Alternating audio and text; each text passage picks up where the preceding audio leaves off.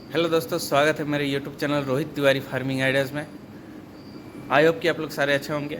मैं हूँ अभी अपने फार्म पे और आज मैं आप लोगों के लिए बहुत ही महत्वपूर्ण वीडियो लेके आया हूँ। तो इस वीडियो को ज़रा सा भी स्किप नहीं करें, पूरा वीडियो को लास्ट अंत तक ज़रूर देखें। और ख़ास करके जो नया फार्मर है, नया जो डेयरी फार्म स्टार्ट करना चाहते हैं, जो नया फार्मिंग से जुड़ना चाहते हैं, उनके लिए बहुत ही महत्वपूर्ण वीडियो है। आज की टॉपिक ये है कि दोस्तों, आप अगर डेयरी फार्म करते हैं तो किन किन बातों का ध्यान रखें, जिनकी कुछ गलतियों के कारण में आपको हो सकती है घाटा। महत्वपूर्ण जानकारियाँ हैं दोस्तों, मैंने भी उस गलतियों को किया और काफ़ी नुकसान मुझे भुगतना पड़ा। तो दोस्तों, मैं उसी चीज़ को आप लोगों के बीच में शेयर करना चाहता हूं दोस्तों। तो वीडियो आगे देखने से पहले आप मेरे चैनल पर नए हैं तो प्लीज़ मेरे चैनल को सब्सक्राइब करें, ज़्यादा से ज़्यादा शेयर करें। लाइक नहीं भी करेंगे तो भी चलेगा दोस्तों। इस वीडियो को इतना ज़्यादा शेयर करें कि ताकि जो भी फ्रेंड और दोस्त मेरे जो भी पशुपालक भाई जो नया फार्मिंग से जुड़ रहे हैं, डेयरी फार्म में जुड़ रहे हैं, तो इन गलतियों को ना करें और इन पर हमेशा ध्यान दें कि किस तरह से हमको आगे करना पड़ा है। तो दोस्तों चलिए आगे बढ़ते हैं, देर न करते हुए आगे बढ़ते हैं। दोस्तों, जैसा कि आप लोग जानते हैं कि जब आप एक डेयरी फार्म कर रहे हैं तो सबसे पहले आपको गाय खरीदना है। गाय खरीदने के लिए किन किन बातों पे महत्वपूर्ण ध्यान देना चाहिए दोस्तों। जैसे कि आप मान लीजिए, अगर एक गाय खरीदे हैं, आप ऑलरेडी एक गाय खरीद लिया है, तो उस गाय को खरीदने के बाद में कम से कम मिनिमम जो है सो आपको अगर जानकारी नहीं है, आप उस तरह के ट्रेनिंग नहीं किए हैं वगैरह नहीं किए हैं, तो दोस्तों कम से कम मिनिमम 1 मंथ 2 मंथ का इंतज़ार करें। और मेरे अनुसार कहा जाए तो सबसे पहले आप स्टार्टिंग कर रहे हैं तो 3 मंथ का इंतज़ार करें दोस्तों। होता क्या है जनरली कि मैंने क्या किया कि एक गाय जब हम लोगों ने परचेस किया, वो जो आप देख रहे हैं वहाँ पे जो हमारी जो फर्स्ट वाली गाय है, ये गाय हम लोगों ने जब परचेस किया था, वो वाली जो गाय है, इस गाय को परचेस करने के बाद में हम लोगों ने लगभग 7 दिन बाद से 2 गाय परचेस किया। दोनों ही गाय हमारे पास में नहीं है दोस्तों। एक गाय तो काफ़ी अच्छे खासे दूध कर रही थी, लगभग 28-30 लीटर के आसपास में दूध कर रही थी। एक गाय जो है, ये जो बछिया आप अंधी बछिया जो देख रहे हैं दोस्तों, ये अंधी बछिया की माँ थी। दरअसल हुआ क्या कि दोस्तों कि इस गाय को हम लोगों ने प्रेग्नेंट खरीदा था, परचेस किया था। प्रेग्नेंट खरीदने के बाद में क्या हुआ था कि उसको स्टार्टिंग में ही, मतलब जब वो बच्चा दी, वो डिलीवरी जब उसका हो गया, तो डिलीवरी होने के बाद में दोस्तों क्या हुआ कि ये इसको तो स्टार्टिंग में हम लोगों ने देखा, डॉक्टर साहब ने चेक किया कि ये गाय अंधी है, ये बछिया अंधी है, ये बहुत ही मुश्किल से हो सकता है, आँख की रोशनी आएगी भी या नहीं भी आ सकती है।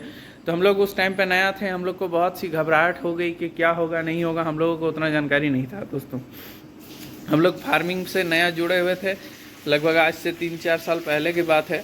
उस टाइम भी मुझे मतलब नॉलेज था, जब दरअसल मैं यूट्यूब ही देखता था, यूट्यूब से मुझे बहुत जानकारी मिला। और मेरे एक रिलेशन के जगह में वहाँ लगभग 20 से 25 गाय थी, तो वहाँ लगभग मैं 1 से 1.5 साल था, तो वहाँ मुझे कुछ जानकारियाँ प्राप्त हुई लगभग कुछ दिन। तो उतना भी मुझे नॉलेज नहीं था। मार्केटिंग का काम, मतलब दूध सेल में ज़्यादा मैं डिपेंड रहता था, उतना ज़्यादा जानकारी मुझे नहीं रहता था कि गाय क्या होती है, कितना, मतलब एक गाय को फीडिंग कॉस्ट कितना आता है, उतना जानकारी फिर भी मुझे था कि एक इच्छा था कि जानवर, मुझे जो पशु पालना है, गाय से मुझे बहुत ज़्यादा लगाव था।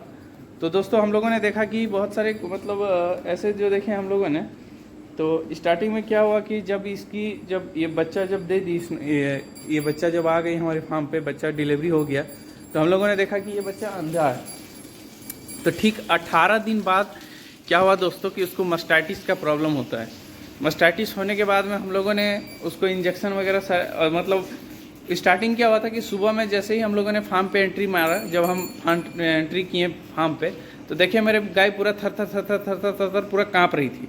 पूरा बॉडी उसका जो है हिल रहा था पूरा, मतलब एक तरह से बोल सकते कंपन हो रहा था पूरा बॉडी में।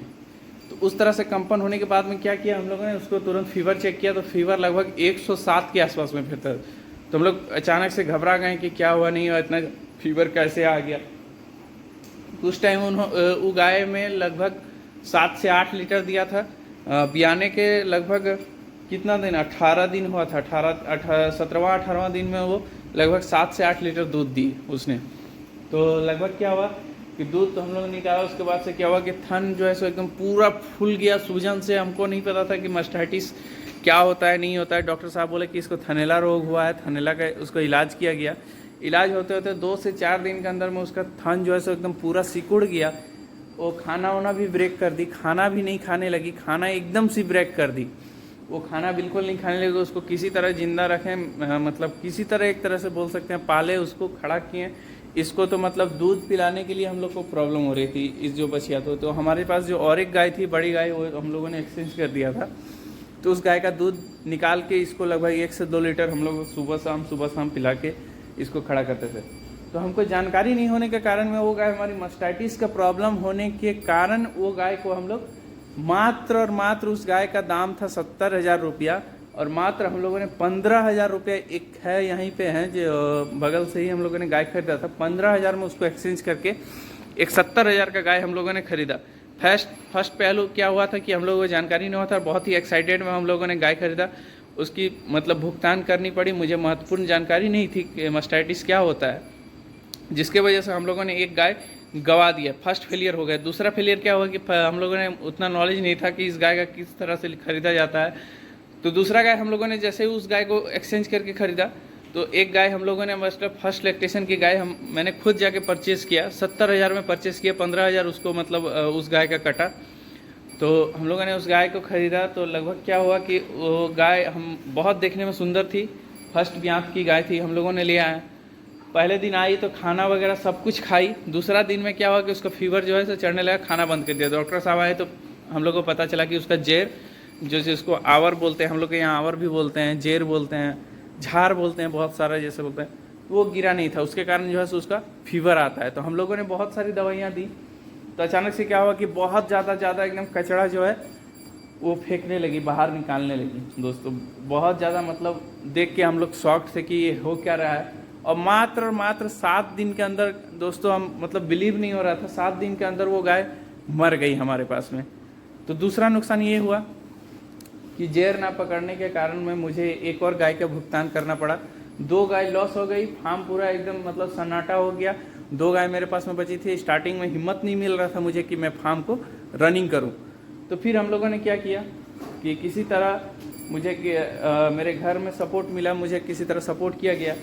तो हम लोगों ने फिर से एक गाय कतरास से खरीदा। मैंने फर्स्ट गाय वहीं से खरीदा था, 70,000 रुपया में मैंने एक गाय खरीदा। उसके बाद से गाय लाने के बाद में वो गाय भी लगभग फर्स्ट लैक्टेशन की थी।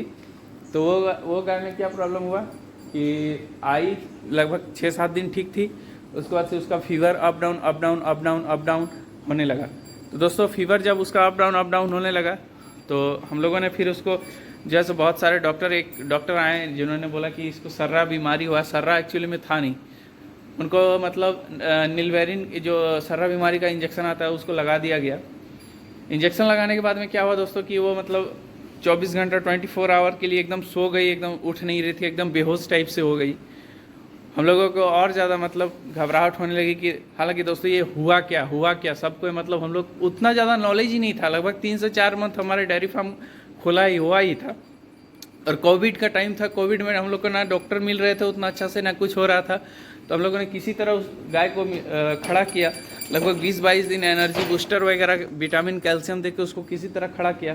फिर बाद में क्या हुआ कि कुछ दिन बाद से क्या हुआ कि दोस्तों उस गाय को भी फीवर आया। फीवर आने के बाद में क्या हुआ कि फीवर डाउन नहीं होने लगा। फीवर डाउन हुआ उसके बाद से फीवर अगर डाउन हुआ तो एकदम लो फीवर हो गया उसका।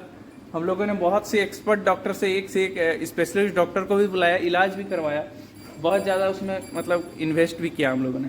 लगभग 15 से 20 हज़ार का उसमें इलाज और दवाई खर्चा किया, फिर भी वो गाय रिकवर नहीं की, वो भी गाय डेथ कर जाती है। 3 गाय हम लोग का एकदम स्टार्टिंग में लॉस हो गया, फार्म पूरा एकदम सन्नाटा हो गया। दोस्तों हम लोग को फार्मिंग करने का मतलब दिमाग में आ ही नहीं रहा था, मतलब कि करे कि नहीं करे हिम्मत। तो मैं खुद मतलब इतना ज़्यादा रोया मेरा सेकंड गाय मरने के बाद में कि हम लोग बिलीव ही नहीं कर सकते थे कि एक फार्म हम लोग इतना बड़ा फार्म कभी भी कर सकते हैं। तो दोस्तों फाइनली ये जो गाय है, बाद में हम लोगों ने इस गाय को परचेज़ किया। इस गाय के आने के बाद में फिर हम लोगों ने धीरे धीरे गाय और भी तरह की मतलब परचेज़ करने लगे। लगभग 16-17 गाय हम लोगों ने परचेज़ किया। उसके बाद से धीरे धीरे 1-2 मंथ दूध का मार्केट भी अच्छा तरीक़े से बनने लगा। तो दोस्तों अगर आप फार्मिंग कर रहे हैं तो स्टार्टिंग में उतना आपको रेस लेके काम नहीं करना है। धीरे धीरे अगर गाय के फार्म में से जुड़ रहे हैं तो आप स्टेप बाय स्टेप काम करें। मेरा कहने का मतलब यही है कि आप जब भी गाय खरीदें तो लगभग स्टार्टिंग में 2-3 मंथ का गैप रखें, उसको प्रॉपरली ला के उसको चेक करें कि उसका जेर गिरा है कि नहीं गिरा है दोस्तों। उसको फीवर आ रहा है कि नहीं आ रहा है, उसका खूर जरूर चेक करें कि कहीं खुरैया बीमारी का ये तो नहीं है, लक्षण नहीं है। वो सब सारा चीज़ चेक करने के बाद में जब भी आप फार्म पे कोई भी गाय ला रहे हैं तो उसको सबसे पहले उसको अलग किया जाए। अलग करके रखे दोस्तों। उसका जो पैर में फिनाइल वगैरह, फिटकरी वगैरह, हल्दी वगैरह, उसको कम से कम 7 दिन उसको हल्दी गुड़ दें। उसका जो भी बीमारी है सारा चीज़ दूर हो जाएगा दोस्तों। मेरी ये खुद की एक्सपीरियंस है और मुझे खुद की मतलब अनुभव है कि दोस्तों आप जब भी गाय स्टार्टिंग में फार्म करें तो दोस्तों इन गलतियों को कभी ना करें, नहीं तो आपका फार्म में भी हो सकता है नुकसान दोस्तों। और ऐसे भी तो मान लीजिए गाय बहुत सारी जो डेथ पोजीशन में होती है, तो उस तरह की गलतियाँ आपको नहीं करना है। स्टार्टिंग पॉइंट में अगर आपको झटका लगेंगे तो आप फार्मिंग करने से पीछे हट सकते हैं दोस्तों। तो इस तरह का गलतियाँ कभी भी ना करें। ये मेरी खुद की एक्सपीरियंस है जो आप लोगों के बीच हम खुद शेयर कर रहे हैं दोस्तों। वीडियो अगर अच्छी लगे तो ज़्यादा से ज़्यादा शेयर करें। जो नए फार्मर, जो नए पशुपालक भाई जो स्टार्टिंग में जुड़ रहे हैं उसको जुड़ने का मौका दें और ज़्यादा से ज़्यादा लोग इसको शेयर करें दोस्तों। वीडियो अच्छी लगे तो लाइक करें। आज के लिए बस इतना ही। ज़्यादा से ज़्यादा शेयर करें और हम वीडियो चैनल पे आप नए हैं तो प्लीज़ मेरे चैनल को सब्सक्राइब करें और बेल आइकन को प्रेस करें ताकि मेरी इस तरह की जानकारी की वीडियो आप लोगों के बीच में हमेशा लाता रहूँगा। आज के लिए बस इतना ही। जय हिंद, जय झारखंड।